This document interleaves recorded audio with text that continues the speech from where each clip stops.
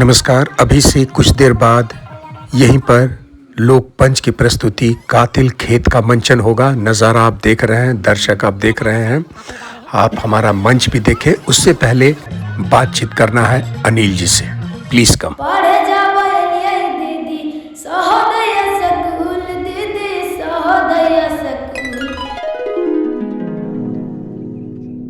तो दोस्तों, अभी हम कोहबरी के इस गांव में हैं जहां का नज़ारा हम दिखा रहे हैं। हमारे टीम के लोग कितना एंजॉय कर रहे हैं, इतना मजा, इतना एंटरटेन पटना में तो नहीं ही किए होंगे। ये हम आपको लिख करके दे रहे हैं। चारों तरफ से नदी, पहाड़ और जंगलों के बीच में, और ये सब के करता धरता जिनका बार बार हम चर्चा कर रहे थे, अनिल भैया। अनिल जी हमारे सामने है, जरा सा बातचीत करेंगे। अनिल भैया, सबसे पहले देसी पत्रकार मनीष महिवाल में आपका स्वागत है। कैसे हैं भैया?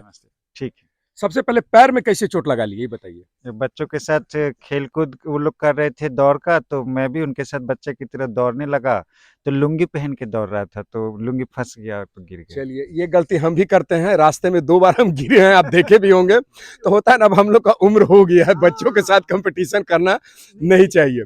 खैर ठीक है भैया, हम इतना दूर आए हैं, लगभग पटना से 150 किलोमीटर, खास आपका इस जगह, इसको हम लोग बीबीसी पर कई जगहों पर आपका हम देखें। तो मेरी इच्छा थी कि आपसे मिले। लगभग पूरा हम घूम चुके, देख चुके आपका सारा वो जड़ी बूटी वगैरह सब। मतलब ये सब करने के पीछे क्या मंशा था और ये रिजल्ट कहाँ तक गया, संक्षेप में?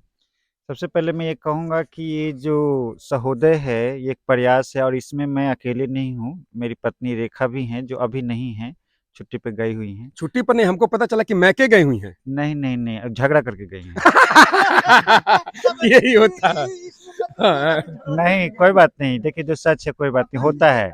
हम लोग एक ऐसी ज़िंदगी जीना चाहते थे, शहर में थे जब सोचे कि जिसमें हम लोग गाँव समाज से मिल के जिए और हमारे बच्चे भी गाँव समाज का महत्व समझें।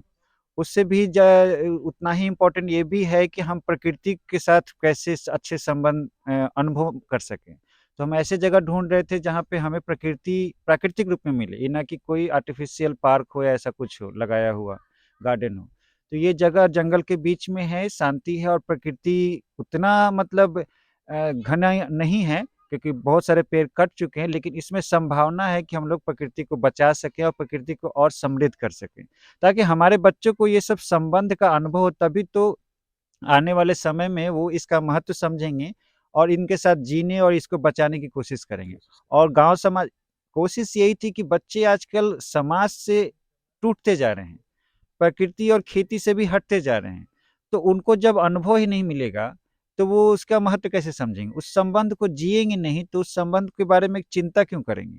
तो मेरा बच्चा, मेरी बेटी यहीं पे पैदा हुई, तो हम सब अपनी ज़िंदगी सोचे कि हम इसी प्रयास में लगाएँगे कि हम कुछ बच्चे मिलकर एक समुदाय तैयार करें, जो इस रिश्ते को महत्व दे ईमानदारी के साथ और एक समाज तैयार करें जिसमें हमारे समुदाय, हमारे प्रकृति, हमारे खेती का ज़्यादा से ज़्यादा संबंध को बचाने की कोशिश हो। हम लोग यहाँ पे कोई भी ऐसा काम करने की कोशिश नहीं करते हैं जिसमें मिट्टी, पानी, हवा का नुकसान हो या किसी भी इंसान या किसी जीव-जंतु का नुकसान हो। हम साँप भी नहीं मारते, हम लोग साँप पकड़ के जंगल में छोड़ देते हैं।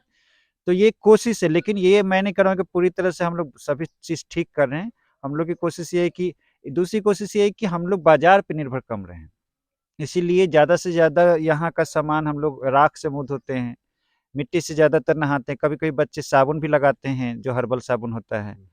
तो और मिट्टी के घर में खाना मतलब बनाते ये हैं। टारगेट रहता है कि बाजार का सामान कम से कम इस्तेमाल हाँ, करना। क्योंकि वो फिर आगे चल के आपको फिर पैसे पे निर्भरता पड़ेगी, फिर आपको शहर जाना पड़ेगा, तो ये कोशिश है। तो नहीं, नहीं अनिल भैया, ये जो हमारा नाटक है कातिल खेत, जो हम यहाँ करने आए हैं, तीसरा दिन है, इसमें भी इसका जो किसान है ना, वो डायलॉग्स में बोलता है कि हमको कभी बाजार का मुँह नहीं देखना पड़ा।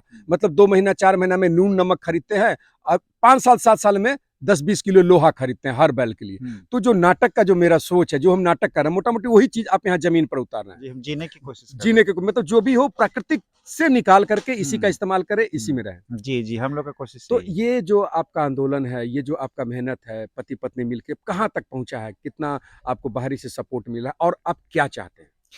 देखिए, हम लोग शुरू से था कि हम लोग वो टिपिकल एनजीओ की तरह नहीं हैं कि हम लोग को कोई संस्था बनाना है, ऑफ़िस है, कोई बॉस है, कोई ये नौकर है, ऐसा कुछ नहीं है। हम लोग शुरू से था कि हम लोग एक फैमिली, एक कम्युनिटी की तरह रहेंगे और जो लोग काम करेंगे वो हमारे सहयोगी होंगे। हमसे कोई यहाँ पे कोई भी डिसीज़न मिल के लिया जाता है। चाहे कोई भी रहता है, बच्चे और बड़े सब लोग मिलके हम लोग रोज का काम डिसाइड करते हैं और कोई भी काम करते हैं। मैं अपने बारे में भी कोई काम सोचता हूँ तो बच्चों से और लोगों से राय लेता हूँ। तो ये एक जो काइंड ऑफ हम लोग का जो प्रथा चल स्टार्ट किए, जिससे ये आपस में हम लोग का रिलेशन को मजबूत करेगा। हम लोग एक दूसरे के प्रति ज़्यादा क्लोज फील करेंगे, ईमानदार रहेंगे, एक ट्रस्ट, एक विश्वास पैदा होगा। तो बच्चों में एक व्यवहार क्रिएट होता है जिससे वो एक दूसरे का ख्याल रखते हैं। अभी देखिए बच्चे, मेरी बेटी 6 साल की है और किसी बच्चे को बीमार लगता है तो उसको तेल लगाती है, मालिश करती है, दवा देती है। तो ये सब व्यवहार मेन है कि हम लोग बच्चों में कैसे अच्छे व्यवहार पैदा करें। पढ़ाई लिखाई आपको कोई भी सिखा देगा, ये कोई बड़ी बात नहीं है, आपके पास पैसा है। और पढ़ाई लिखाई में भी मैं आपको सबूत के साथ बता रहा हूँ कि हम लोग, मैं खुद एजुकेशन डिपार्टमेंट से जुड़ा रहा हूँ इन दिल्ली में। तो यहाँ पे पीयर इंटरेक्शन बेस्ड पढ़ाई होती है कि बच्चों को बच्चों के द्वारा ज़्यादा इंटरेक्शन कराया जाए। तो मैं बैठ के नहीं पढ़ाता, क्लासरूम टीचिंग नहीं है, कोई एग्जाम नहीं है, कोई टेस्ट नहीं है, लेकिन हम लोग पूछते हैं, बातचीत करते हैं, चेक करते हैं कॉपी का। और 1 साल में बच्चा 3 क्लास 4 क्लास की किताब पढ़ता है। मेरा बच्चा खुद दूसरे बच्चों के साथ मिलके उसी तरह से प्रोग्रेस किया। और किसी को जजमेंट नहीं करते हम लोग कि तुम कम पढ़ रहे हो, तुम धीरे पढ़ रहे हो। हम कहते तुम अपनी कैपेसिटी के अनुसार जितना पढ़ सकते हो पढ़ो। और मैंने देखा है कि इसका बहुत फ्रूटफुल रिजल्ट हुआ है। बच्चे अंग्रेजी में भी अच्छे से खड़ा होकर अपने बारे में, गांव के बारे में, किसी एक टॉपिक पे भी दिया जाए तो 10 लाइन बोल सकते हैं।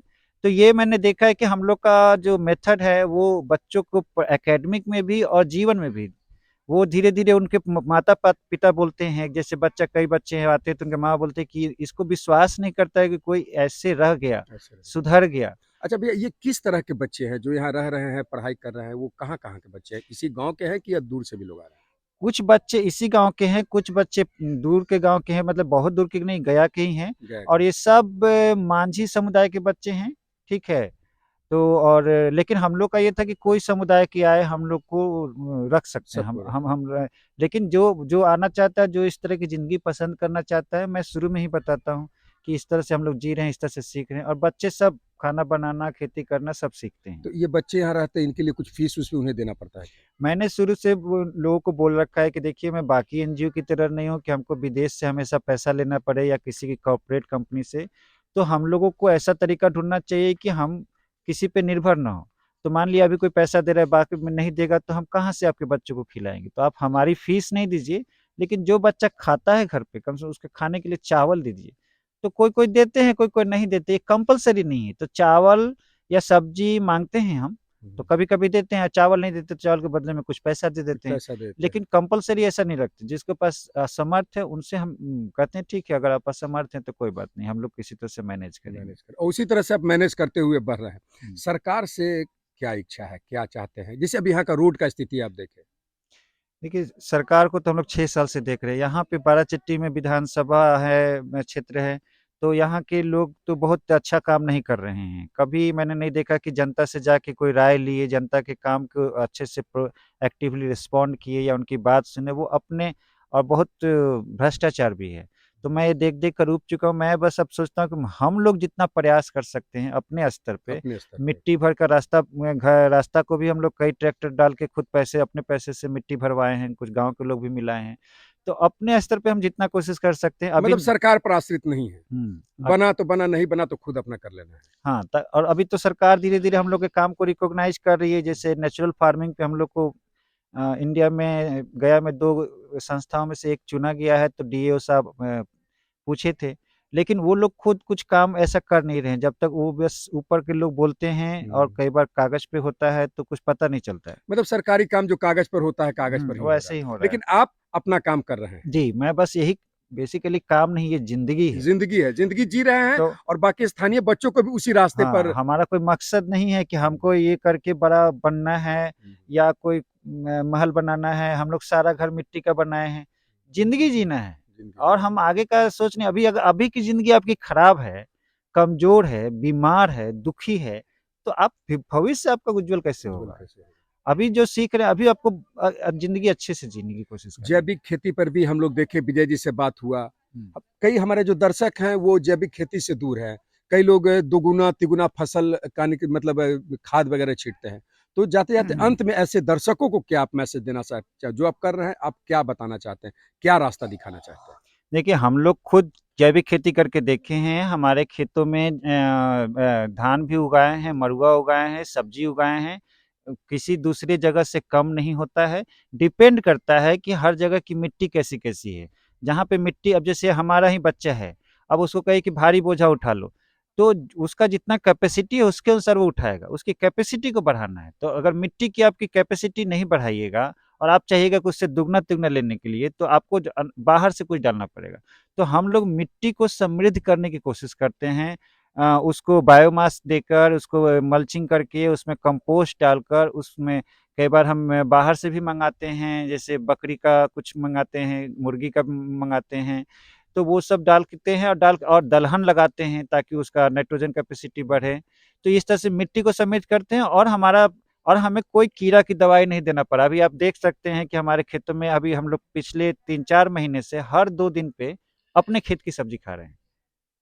अपने खेत की, तो ये हमारा मकसद है कि कम से कम 6 महीना अगर 40 लोग अपने घर के खेत की सब्जी खा लें, तो ये मेरे लिए बहुत बड़ी बात है। ये मोटा-मोटी ये एक शिक्षा, ये एक मैसेज आपकी तरफ से जा रहा है और जाना भी चाहिए। जी। चलिए अनिल भैया, अच्छा लगा, ज़्यादा और लग बीज पे काम करना ज़रूरी है कि बीज एक बार खत्म हो जाएगा, तो एक हाँ, बहुत बड़ा जो किसान का जो ये हथियार है, हथियार है, वो धरोहर है। खत्म हो जाएगा। तो हम लोग बीज को बचाने के लिए कोशिश कर रहे हैं। बीज का एक फार्म भी बना है और एक बीज हाउस है, और मैं सभी किसान से आग्रह करूँगा कि अब बीज का कोई व्यापारीकरण करना ज़रूरी नहीं है। पहले के लोग बीज बाँटते थे, हम भी बाँटते हैं। इस साल हम लोगों ने 100 लोगों को 16 तरह का बीज बाँटा किसान लोगों के। तो बीज पे काम करने की ज़रूरत है, वो हमने शुरू किया हाँ, है। जैसे हम किसी ने मुझे बताया था कि जितना मतलब आज़ादी के बाद उसमें जितना प्रजातियाँ थी, तरह-तरह का बीज था, लगभग अगर 500 है, तो अभी 25-50 बचा हुआ। धीरे-धीरे वो विलुप्त होता जा रहा है। कारण ये कि अनिल जी जैसे लोग उनको बचाने वाला, सँभाल के रखने वाला नहीं था, जिसके धीरे-धीरे कम हो रहा है। अब इसको बचाना बहुत ज़रूरी है। जी, अब तो अगर नहीं बचाएँगे, इसको वॉर लेवल पे करने की ज़रूरत है। बहुत खतम, कई लोग तो मतलब पहचान ही नहीं पाते हैं, पहचान ही और नहीं नाम पाते। बोलिएगा तो शायद याद आ जाएगा उनको, लेकिन देखे नहीं, क्योंकि पिछले 30-40 साल में देखे ही नहीं। तो ये सब की ज़रूरत है, और उसका गुण है, उसका बेनिफिट है पूरे पर्यावरण के लिए, समाज के लिए, कल्चर के लिए, स्वास्थ्य के लिए, लेकिन इसको लोग नहीं समझ रहे हैं। चलिए, धन्यवाद अनिल भैया। Thank you. और मैडम से मुलाकात नहीं हुआ, वो लड़ाई झगड़ा करके प्यार मोहब्बत में चले आए हैं, उनको मेरा प्रणाम बोलिएगा कि उनका भी दर्शन करने अच्छा लगा आपसे मिलके। चलिए, धन्यवाद। तो दोस्तों, ये थे अनिल जी, जिनसे मिलने के लिए यहाँ बगल में गाँव में नाटक करने के लिए ये लगभग 155 किलोमीटर दूर हम यहाँ गया के जंगल में आए हुए हैं। अभी हम लोग थोड़ी देर में जाके वहाँ पर अभी अपनी प्रस्तुति करेंगे, नाटक कातिल खेत, जो जैविक खेती पर आधारित है। और हम अपने नाटक में भी यही दिखाते हैं कि खाद खेत में नहीं डालिए। खाद डालने से बड़े-बड़े मार्केटिंग होता है कि खाद डालिएगा 2 गुना, 3 गुना, 4 गुना फसल होगा। इस लालच में किसान फँस जाते हैं। बाज़ार में भी कई तरह का फल सब्जी खाते हैं, बड़ा रहता है लेकिन कोई टेस्ट नहीं रहता है। कारण इस तरह के तरह-तरह के खाद डालने से। जैसे अनिल भैया ने भी बताया कि वो जो कीटनाशक होता है, उसके लिए वो स्थानीय लोग लेवल पर उसको मारते हैं, और ये हमारे नाटक में भी है। मतलब बाज़ार का मदद नहीं लेते हैं। तो अनिल जी और इनका जो टीम है अपने पत्नी के साथ लोगों को, समाज को, दुनिया को यही बताना चाह रहे हैं कि प्राकृतिक के बीच में रहिए। जैसे हमारे दादा परदादा रहते थे 80 साल, 90 साल, 102, 120 साल तक लोग स्वस्थ जीवित रहते थे। आज क्या है 50-55 जाते-जाते हम लोग का हालत खराब हो जाता है। तो लोग नेचर के बीच में रहे, और जो स्थानीय बच्चे हैं उनको भी नेचर के बारे में बताया जा रहा है कि ये आम है, लीची है। शहरों में तो कई फलों का नाम हमारे बच्चों को नहीं मालूम है, पेड़ पौधा नहीं पहचान, मतलब मैं खुद अभी अनिल जी के यहाँ पर सैकड़ों तरह के पेड़ पौधा है जिसको हम नहीं जान रहे हैं। पहला बार देखे यहाँ पर कि इलायची इलायची का पेड़ कैसा होता है। इलायची खा रहे हैं लेकिन इलायची देखा नहीं। तो इनका ये टारगेट है लोगों को बताना, और यहाँ जो 25-30 बच्चे उन लोगों को समझाना, और ये वो बच्चे हैं जो नेचर को समझेंगे, नेचर को संभालेंगे, तो आने वाले दिन में गया जिला, अपना देश और पूरा दुनिया तरक्की करेगा। क्योंकि जिस तरह पर्यावरण का पूरे दुनिया में आतंक फैला हुआ है, अभी आप यूक्रेन ले लीजिए, इजराइल ले लीजिए, जिस तरह से बमबारी हो रहा है, वो गर्मी, वो क्या स्थिति हो रहा है हम सब समझ रहे हैं। तो अभी की स्थिति है जो बाकी लोग हैं, नेचर को बचाएं, प्रकृति को बचाएं, अपनी मिट्टी को बचाएं, अपने बीज को बचाएं, तभी हमारा आने वाला नस्ल स्वस्थ रहेगा, स्वच्छ रहेगा। तो यही सब बताने के लिए यहाँ आ रहे हैं। अब हम जाएंगे नाटक देखने। अगर वीडियो पसंद आ रहा है तो लाइक करें, शेयर करें, और देखते रहें देसी पत्रकार मनीष महिवाल।